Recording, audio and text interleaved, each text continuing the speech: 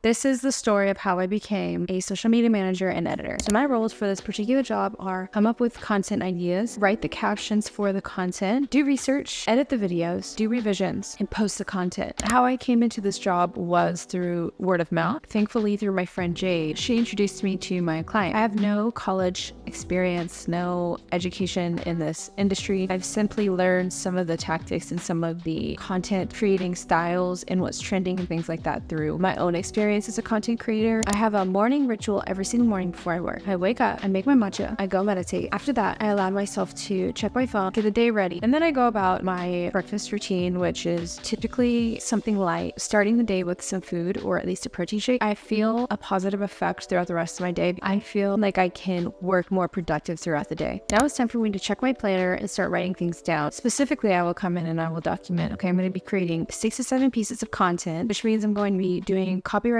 for the caption, and that means I'm also going to be doing full editing for all the videos. So I come up with the idea concepts, write them down. These are the concepts I have. This is what their titles are. Next to it, I'll write caption, a box to complete, and then edit a box too. That way I know, okay, I did the caption or I did the edit and the caption, and I can strike it out and I'm good to go. So now that I have everything written in my planner, I'm going to go to Notion, create a new card, and then I create the concept. So I'll in the notes, I will write, okay, this is the kind of style I'm creating. That way I have a mental note what I'm making. That way I can reflect back on it. I love Notion. It's great for collaborations where I can put something in, type something in and say, hey, I'll tag my client, say, hey, at client, I was just thinking, what if we made a piece of content like this? And then what are your thoughts? And then they'll be like, oh yes, I love that. Or she'll be like, no, maybe let's try something different, or maybe let's take a different approach. And I'll be like, okay, cool. But she can add me and I can add her. It's an awesome collaborative platform. So now I'm going to go into Dropbox and what type of content I'm going to be adding. She has created a Dropbox account full of her content that she has recorded, and it's all raw content. I have several different pieces of content I can choose from. So I will come in and I'll say, okay, I'm thinking about doing like a places to visit type of video. I would look at all the places that she has recorded on her content, and I will analyze this clip would be perfect for this video using this piece of content and this piece of content. I edit everything in CapCut because we have a shared drive folder. She needs to make any edits on the video, I'm just going to upload it to the cloud and she can edit it right away. With the same edits that I put in there originally, she's just going to add her 2 things in there. I'm going to create a new file for every single video right off the bat. I'm going to evaluate, okay, I'm going to do this one first because it's the hardest one. I'm just going to go ahead and get it out. I prefer to work on the hardest thing first. That way when I'm tired and I'm ready to be done, I'll be on something that's very easy and I can just slide through it. Now that I have all of my videos done, I'm going into Notion and it's time for me to start writing the captions. Typically when I write captions, I do my best to emulate the way that she would talk as much as possible. I'm not her, so I never assume I'm going to be able to speak like her. I'm aware that she's always going to ask for, can we revise this? Or maybe can we change this? Or she'll just change it herself. And that's okay. I think that the mistakes you make are learning situations. Okay, maybe it didn't resonate with her. That's fine. This is how I learn. Captions are written, videos are edited. Now I can just breathe.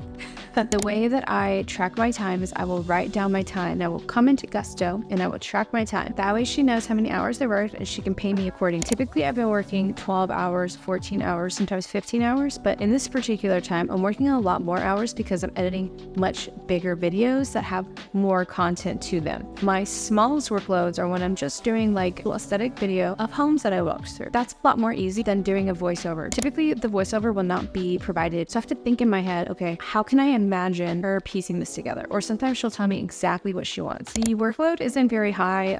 Personally, I put a lot of the workload on me on a particular day. Instead of working 5 days a week, I choose to work 2 days out of the weekend where I'm working back to back. That way I have 2 weeks worth of content in 2 days. Now it seems like a lot and it really is, and it's kind of overwhelming sometimes. I find that I have so much more time to do my own thing throughout the week, make my own content, focus on myself, and yet I can still focus on working on her stuff and posting her stuff throughout the week, and it's just a minimal workload. It does not work for everybody. That's how I prefer to work because I love having more freedom. There are pros and cons to this job. The cons aren't necessarily cons. I'm not a type A person, I'm a type B. For me, sometimes it's hard to stay focused, and so having to learn how to have discipline for me has been very challenging. And I'm just being completely honest with you. It's challenging for me, but it's also a pro because I enjoy being my own person. You really need to understand the industry to the point where okay, if I'm going to be a social media manager, I need to figure out what that actually entails and if this is actually for me, because Being a manager is not for everybody. Understanding that you have to enjoy the managing aspect of the job, it's important for you to really evaluate and be like, this is for me. Now, if you want to be an editor, it's very important that you start practicing now. Find pieces of content that you really like, you feel like are edited well, and see if, hey, I'm going to test this out and see if I can make something similar. That way I can take this technique and make it my own. Or if you like the way that the flow of somebody's video, you enjoy that editing style, figure out a way to edit it in your own way that reflects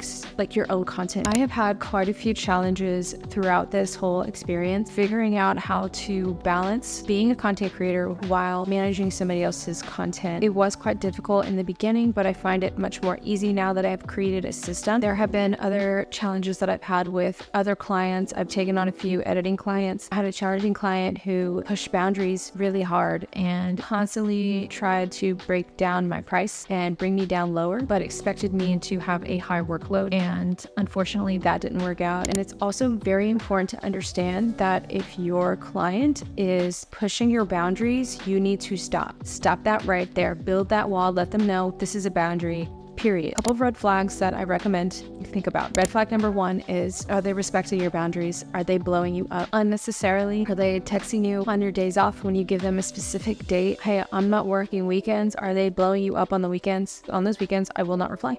I'm off. I don't work weekends unless you pay me extra. Are they super hyper picky? I understand having wants and needs and you like have a set standard of what you want for your editing. The over pickiness, you'll know when your client is overly picky. And if you feel like it's too much, let them go. It's okay. We do not have to hold on to these clients. We can let them go gracefully with compassion. Hey, this is not working. I cannot meet your needs. I can't do this. It's simple. It's very simple. It feels hard, but it's very simple. Be mindful. Also be understanding and empathetic and compassionate. But sometimes the client just doesn't understand that, hey, I may be crossing a boundary. So it's important to have compassion and to reinforce the boundary. If they're constantly trying to bring your rate down to the point where they don't want to pay for revisions,